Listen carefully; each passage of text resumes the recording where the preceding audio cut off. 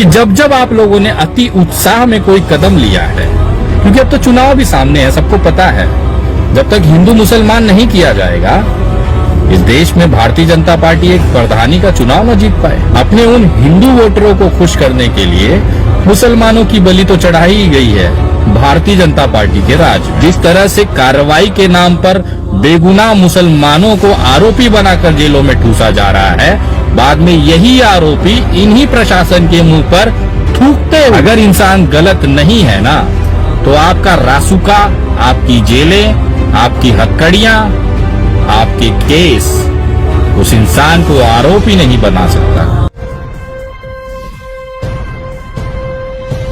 नमस्कार दोस्तों, मैं विनय दुबे मुंबई से। आपको याद होगा कुछ दिन पहले मैंने एक वीडियो बनाया था। इस्लाम और मुसलमान को मैंने पारस पत्थर कहा था। ये वो पारस पत्थर है जो किसी को भी सोना बना दे। और आज जो हालात हमारे देश के अंदर हैं वो लगभग वैसे ही हैं। अगर कोई चीज मुसलमानों से छू जाए या इस्लाम से छू जाए, वो सोना हो जा रही है। चाहे भारतीय राजनीति हो, चाहे सामाजिक तानीबाना। आज उत्तर प्रदेश में जिस तरह से चुनाव अपने सर पर चढ़ चुका है, उससे बचने के लिए अपने काम दिखाने चाहिए सरकार को, अपने किए हुए कार्यों को लोगों के सामने रखना चाहिए, लेकिन उसको ऐसी कोई चीज हो तो दिखाई जाए ना। आखिर में सरकार का क्या सहारा है? फिर वही पारस पत्थर, मुसलमान और इस्लाम। नहीं कुछ मुद्दा मिल रहा था तो मौलाना कलीम सिद्दीकी जी को उठा लिया गया। एटीएस ने यह कहा कि इन्होंने हिंदुओं का धर्मांतरण कराया, करोड़ों की फंडिंग विदेशों से ली। मैं एटीएस के इस कदम का स्वागत करता हूं, लेकिन ये पूछना चाहता हूं कि क्या आप लोग ये चीजें कोर्ट में साबित कर पाओगे? क्योंकि हमने देखा, इस देश ने देखा, ये भारत ने देखा कि आप लोग ने बहुत बढ़ चढ़ कर कार्रवाई की और औंधे मुंह कोर्ट में गिर गए। भूल गए हो तो याद दिला दूं क्या? योगी जी के कट्टर दुश्मन गोरखपुर का वो डॉक्टर जो छोटे छोटे बच्चों के ऑक्सीजन के लिए लड़ाई लड़ी, आप ही की सरकार ने, उत्तर प्रदेश की योगी सरकार ने उस डॉक्टर के ऊपर रासुका जैसा केस दर्ज करा दिया। बहुत बढ़ चढ़कर लोगों ने डंके की चोट पर उसका स्वागत किया। उन लोगों ने स्वागत किया जो मुसलमानों से नफरत करते थे। क्या हुआ? 7 महीने बाद वो इंसान बाइज्जत बरी हो गया। वो भी कहां से? इलाहाबाद के हाई कोर्ट से। क्या मिला? अपनी किरकिरी कराई। फिर उस इंसान ने वापस इलाहाबाद हाई कोर्ट में रिट पिटीशन किया अपनी नौकरी वापस पाने के लिए। फिर ये सरकार की किरकिरी हुई।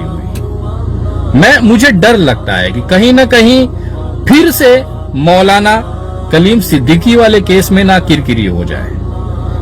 क्योंकि जब जब आप लोगों ने अति उत्साह में कोई कदम लिया है, क्योंकि अब तो चुनाव भी सामने है, सबको पता है, जब तक हिंदू मुसलमान नहीं किया जाएगा इस देश में भारतीय जनता पार्टी एक प्रधानी का चुनाव न जीत पाए। देश में अगर हिंदू मुसलमान न करे ये भाजपा, तो उनकी कोई औकात नहीं है कि एक वोट भी वो जीत ले। अपने उन हिंदू वोटरों को खुश करने के लिए मुसलमानों की बलि तो चढ़ाई ही गई है भारतीय जनता पार्टी के राज में। तो आज कैसे पीछे रह जाएगा? मुझे लगा था कि शायद हमारे जो महंत जिन्होंने आत्महत्या कर ली प्रयागराज इलाहाबाद के, उनको न्याय मिलेगा, लेकिन उस मामले को दबाने के लिए मौलाना साहब को उठाकर जेल में डाल दिया गया। कोई बात नहीं, आप करिए, कार्रवाई करिए, और अगर वो दोषी पाए जाते हैं, अगर वाकई में इन्होंने छल कपट कर कर हिंदुओं को धर्मांतरण कराया है, तो इस देश में बर्दाश्त नहीं किया जाएगा। उनको कठोर से कठोर सजा होनी चाहिए। लेकिन मुझे पूरा विश्वास है जिस तरह से उत्तर प्रदेश सरकार काम कर रही है, जिस तरह से कार्रवाई के नाम पर बेगुनाह मुसलमानों को आरोपी बनाकर जेलों में ठूसा जा रहा है, बाद में यही आरोपी इन्हीं प्रशासन के मुंह पर थूकते हुए बड़े सम्मान के साथ कोर्ट से बाहर आ जाते हैं। और देश ने देखा पूरे विश्व ने देखा कि बाइज्जत बरी होकर आने वाला इंसान किस तरह से भारतीय जनता पार्टी के मुंह पर थूक के चला जाता है। मैं देश के तमाम मेरे मुसलमान भाइयों से निवेदन करूंगा कि कृपया सब्र बनाए रखें और मौके का इंतजार करें। आंख बंद करने से ना सूर्य की रोशनी नहीं मिटाई जा सकती। अगर इंसान गलत नहीं है ना तो आपका रासुका, आपकी जेलें, आपकी हथकड़ियां, आपके केस उस इंसान को आरोपी नहीं बना सकता, क्योंकि ये हमारे भारत के संविधान की खूबसूरती है। और जिनको भी संविधान पर भरोसा होगा वो ये चीज मानते होंगे, हमारा संविधान इस तरह से बनाया गया है कि 100 आरोपी छूट जाए चल जाएगा, लेकिन कभी भी किसी बेगुनाह को सजा नहीं होने देता। तो उस संविधान पर विश्वास रखते हुए आज कितने ही क्रांतिकारी युवा जेलों में बंद हैं। उमर खालिद, उनके पीछे एक बड़ी फेयर लिस्ट तैयार है।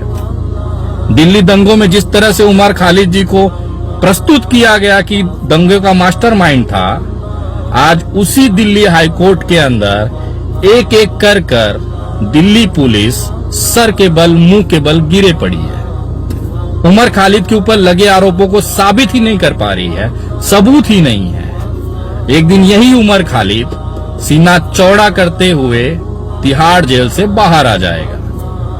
और दिल्ली पुलिस की नाकामी, यहां तक कि जज ने भी कह दिया चीजों को कि कहानियां मत सुनाइए, सबूत लाइए, सबूत। और यही कुछ उत्तर प्रदेश में भी आपको अगले कुछ दिनों में देखने के लिए मिलेगा। मौलाना कलीम सिद्दीकी जी ने जो अपने धर्म के लिए, अपने धर्म के प्रचार के लिए लगातार काम करते रहे, अगर उन्होंने कुछ गलत नहीं किया है तो मेरे शब्दों का विश्वास रखिए, इस संविधान पे आप विश्वास रखिए। बड़े शान और शौकत के साथ बाइज्जत ये मौलाना साहब, मौलाना कलीम सिद्दीकी जी बड़े शानदार तरीके से भारतीय जनता पार्टी की छाती पर पैर रखकर मुस्कुराते हुए जेल से बाहर आ जाएंगे।